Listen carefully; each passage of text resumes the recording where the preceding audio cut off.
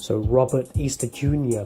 exercises his get-out-of-jail card for the third time in escaping with a split decision victory over Dominican Republic's Javier Fortuna, the fight being for Easter's IBF 135-pound lightweight world championship. The fight marred in controversy, specifically the second round, the referee deducting a point from Javier Fortuna for either holding or rabbit punching, but no prior warnings were issued, so it seems quite punitive action, but if we analyse the sequence leading up to it, there were some potentially borderline low blows from Robert Easter, and then Javier Fortuna's arm was grabbed as well. So maybe Fortuna was trying to punch to escape, but clearly, that is an infringement to the rules. And we know Javier Fortuna is a rough customer on the inside. It's not the first fight where he's been either warned or action taken against him for rabbit punching. And there was examples later on in the fight where he was hitting, behind Easter's head. Certainly on the clinches on the inside fighting. But overall, Fortuna, he failed to make the 135-pound weight limit, so hence he was unable to win the belt outright. I think in hindsight, it may have been a good strategy to come in slightly heavier, because he was never going to win a decision on the cards. Easter's already exemplified that, he either has luck or the judges are just simply rooting for him. Certainly in Toledo, Ohio, two of the judges in the past didn't even award Denis Shafikov a solitary round, and I felt Shafikov was much the better fighter. Just beat up Easter on the inside, body and headshots alternating, troubled Easter throughout. And Richard Coleman, when Easter won the belt, the vacant belt, in a grueling 12-round toe-to-toe sort of very exciting fight.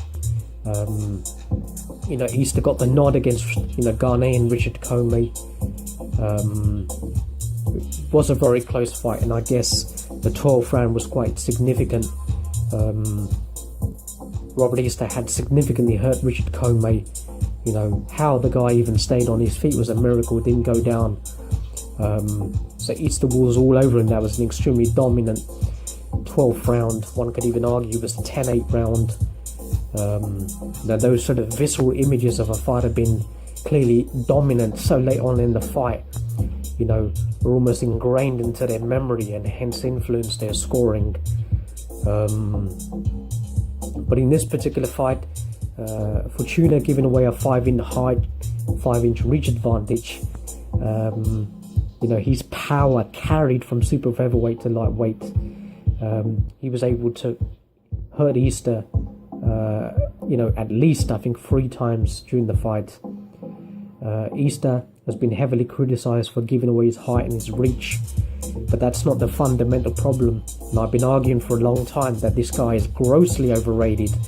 Not only his fundamentals bad, but the two major problems is that his punch variety is so bad, punch selection, his ring IQ, but the main critical factor is his defense.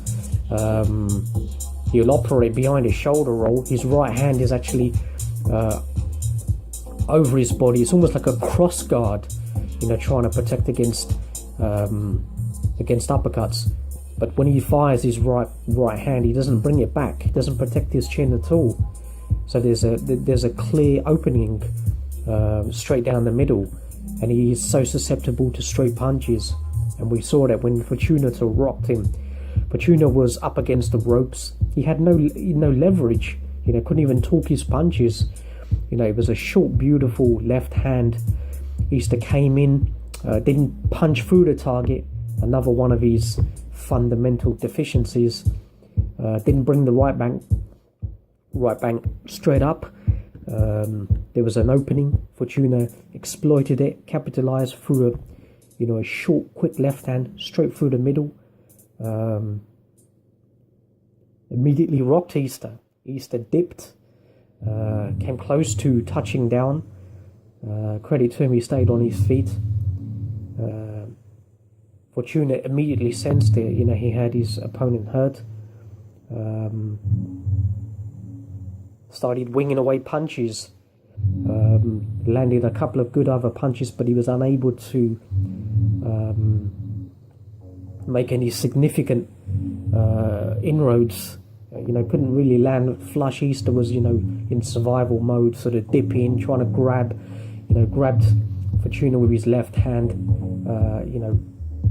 Can't criticize him for that. He's trying to survive, the round, which he did. But Robert Easter, he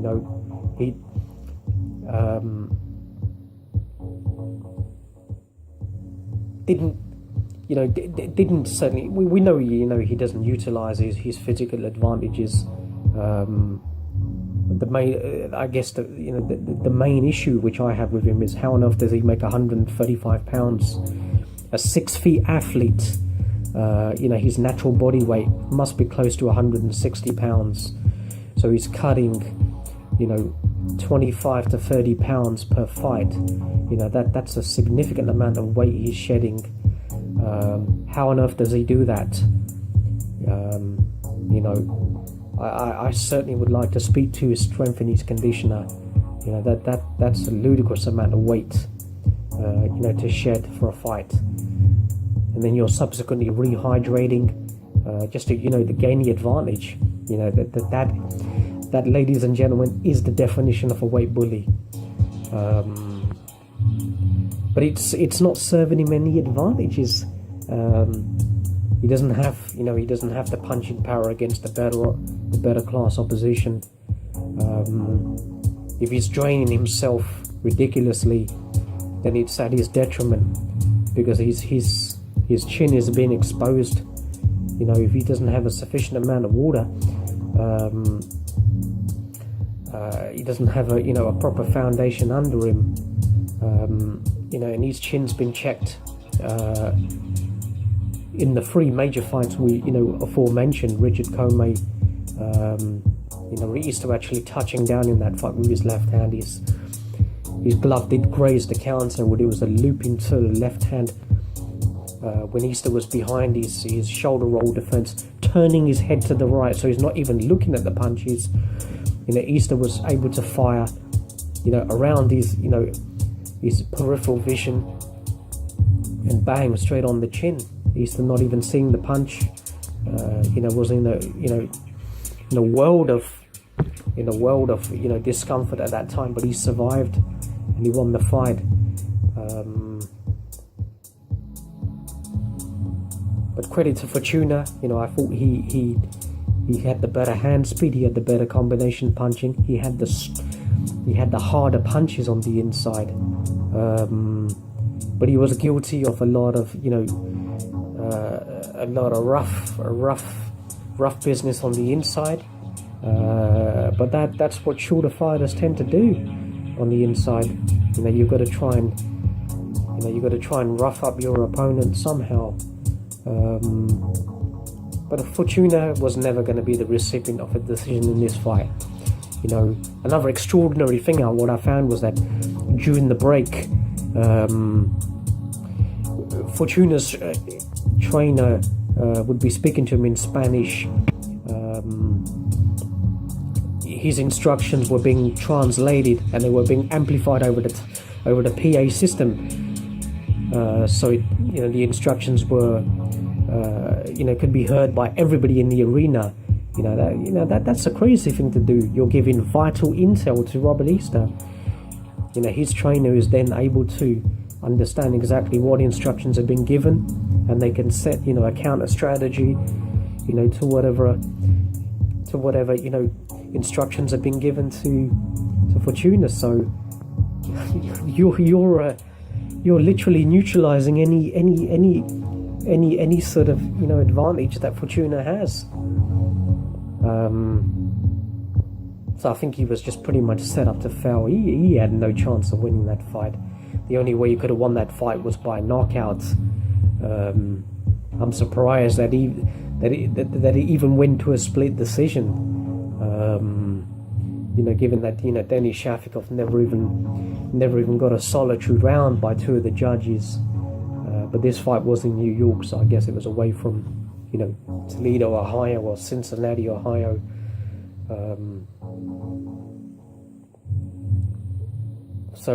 Heartbreak for Javier Fortuna, having lost his super featherweight championship to Jason Sosa in China. Having dominated the fight, but got knocked out late. That would have been heartbreak. But hands down, man down, and when you're one of these quick twitch reflex fighters, who rely on their upper body movement to try and evade punches, it's a very, very high risk strategy. So you're going to get, you're going to have a fighter who's able to time you, whose power carries late on. So he paid the penalty there, and now having lost on the cards when he was marginally the better fighter, probably won by a point. I think that's the widespread perception by most people from what I've gauged. Whether his people can petition for a rematch, whether it's futile doing so, is there going to be any justice? I highly doubt it. Justice in boxing, it's a rhetorical question. There is no justice in boxing. Weight bullies. We're seeing fighters, getting in the way, under this so-called, drug testing that's going on, which is just, it's a process of elimination, allowing fighters who are taking, either synthetics or, anabolic steroids or diuretics to cut weight sufficiently. They're certainly being allowed to use those means to their advantage, where other fighters are being, somehow being caught, being banned, fined, etc. It's certainly not a level playing field in boxing. The sport is ravaged.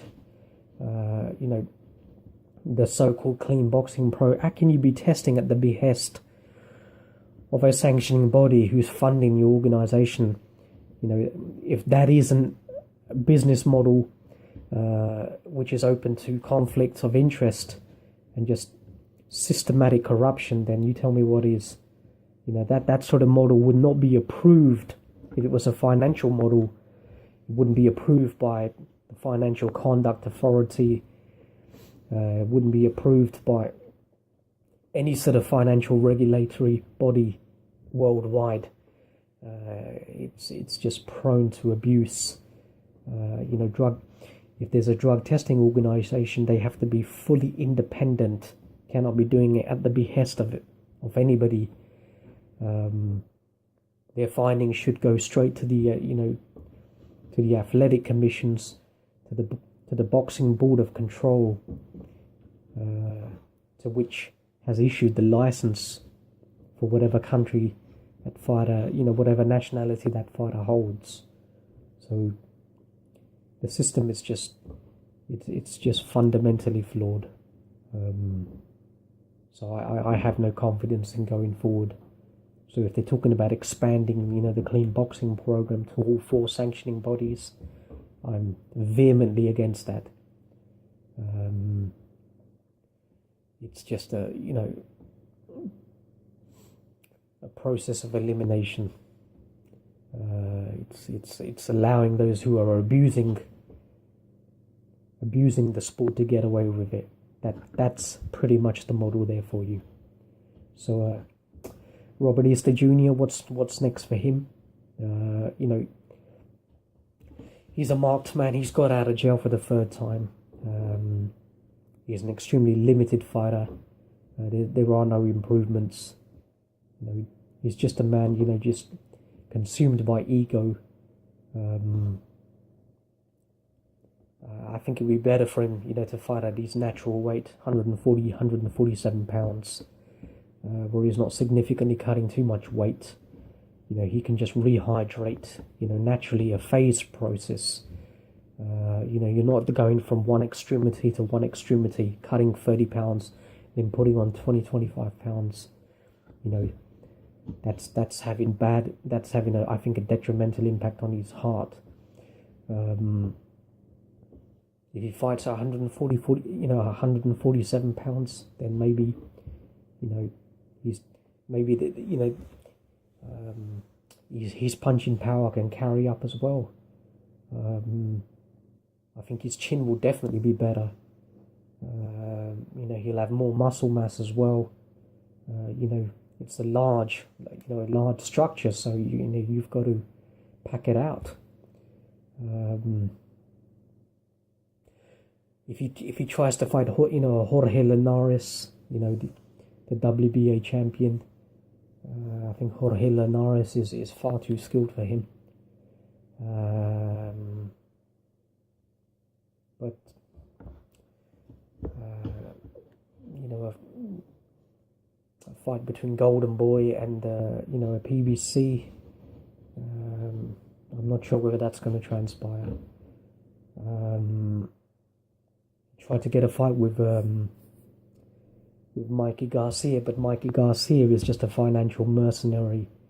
You know, he's not interested in legacy or challenges. He's just all about belt grabbing and maximizing, you know, money. Fair play. If that is your proclivity, then so be it. But no, there's no credibility to Mikey but Garcia in boxing. Yeah. Another disappointing fight from the standpoint of a fighter not being rewarded for his efforts, you know, up against the system, up against, you know, the corruption in the sport. You know, that is the status quo of boxing. So yeah, corruption in boxing. That's my thoughts. Adios.